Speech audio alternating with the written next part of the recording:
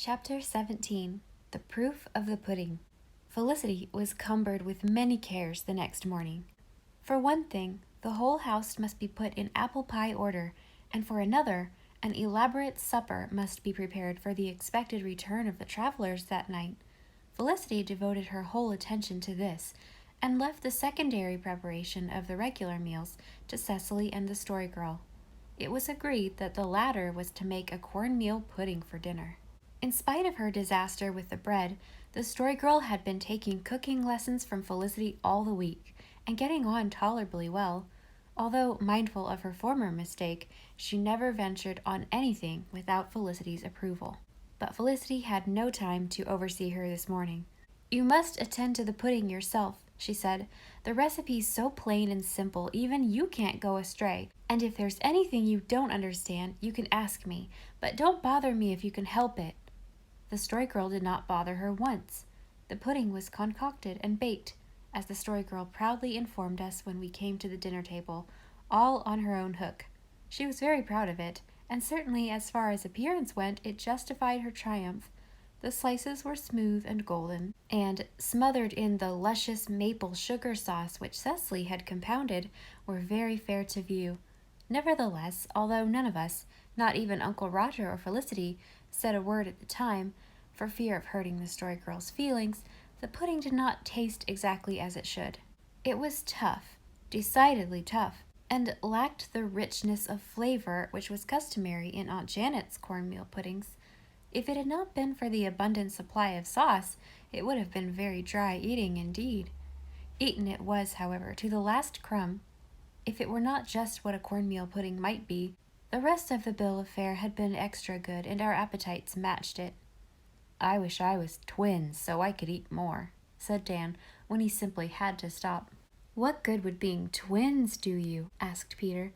"People who squint can't eat any more than people who don't squint, can they?" We could not see any connection between Peter's two questions. "What has squinting got to do with twins?" asked Dan. "Why, twins are just people that squint, aren't they?" said Peter. We thought he was trying to be funny until we found out that he was quite in earnest. Then we laughed until Peter got sulky. "I don't care," he said.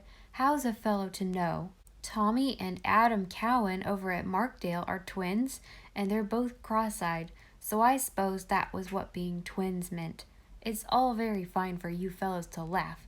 I never went to school half as much as you did, and you was brought up in Toronto, too. If you'd worked out ever since you was 7 and just got to school in the winter, there'd be lots of things you wouldn't know either." "Never mind, Peter," said Cecily. "You know lots of things they don't." But Peter was not to be conciliated and took himself off in high dudgeon. To be laughed at before Felicity, to be laughed at by Felicity, was something he could not endure. Let Cecily and the Story Girl cackle all they wanted to, and let those stuck-up Toronto boys grin like Chessy cats, but when Felicity laughed at him, the iron entered into Peter's soul. If the Story Girl laughed at Peter, the mills of the gods ground out his revenge for him in mid-afternoon. Felicity, having used up all the available cooking materials in the house, had to stop perforce, and she now determined to stuff 2 new pincushions she had been making for her room. We heard her rummaging in the pantry as we sat on the cool, spruce-shadowed cellar door outside, where Uncle Roger was showing us how to make elderberry pop guns. Presently she came out, frowning. "Cecily, do you know where Mother put the sawdust she emptied out of that old beaded pincushion of Grandmother King's after she had sifted the needles out of it? I thought it was in the tin box." "So it is," said Cecily. "It isn't. There isn't a speck of sawdust in that box." The Story Girl's face wore a quite indescribable expression, compound of horror and shame. She need not have confessed. If she had but held her tongue, the mystery of the sawdust disappearance might have forever remained a mystery. She would have held her tongue, as she afterwards confided to me, if it had not been for a horrible fear which flashed into her mind that possibly sawdust puddings were not healthy for people to eat, especially if there might be needles in them, and that if any mischief had been done in that direction, it was her duty to undo it, if possible, at any cost of ridicule to herself. "Oh, Felicity," she said, her voice expressing a very anguish of humiliation. I thought that stuff in the box was cornmeal and used it to make the pudding." Felicity and Cecily stared blankly at the Story Girl. We boys began to laugh, but were checked midway by Uncle Roger. He was rocking himself back and forth, with his hand pressed against his stomach. "Oh," he groaned, "I've been wondering what these sharp pains I've been feeling ever since dinner meant. I know now. I must have swallowed a needle. Several needles, perhaps. I'm done for." The poor Story Girl went very white. "Oh, Uncle Roger, could it be possible? You couldn't have swallowed a needle without knowing it. It would have stuck in your tongue or teeth." "I didn't chew the pudding," groaned Uncle Roger. "It was too tough. I just swallowed the chunks whole." He groaned and twisted and doubled himself up, but he overdid it. He was not as good an actor as the Story Girl. Felicity looked scornfully at him. "Uncle Roger, you are not one bit sick," she said deliberately.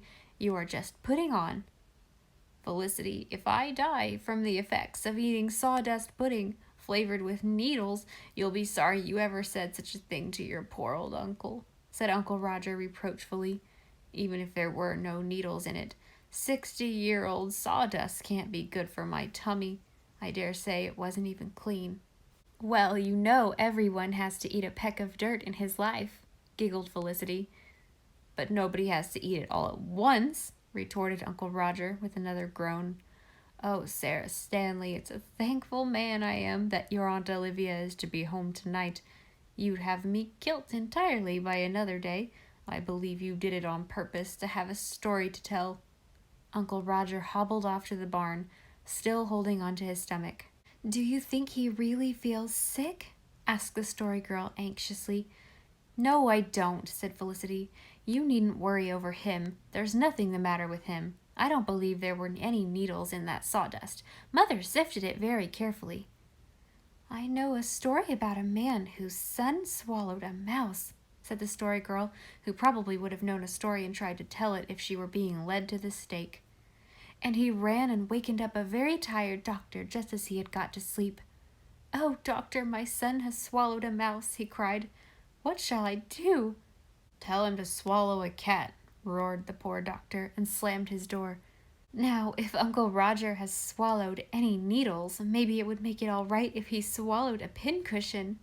We all laughed, but Felicity soon grew sober. "It seems awful to think of eating a sawdust pudding. How on earth did you make such a mistake?" "It looked just like cornmeal," said the Story Girl, going from white to red in her shame. "Well, I'm going to give up trying to cook and stick to things I can do. And if ever one of you mentions sawdust pudding to me, I'll never tell you another story as long as I live." The threat was effectual. Never did we mention that unholy pudding. But the Story Girl could not so impose silence on the grown-ups, especially Uncle Roger. He tormented her for the rest of the summer. Never a breakfast did he sit down to, without gravely inquiring if they were sure there was no sawdust in the porridge.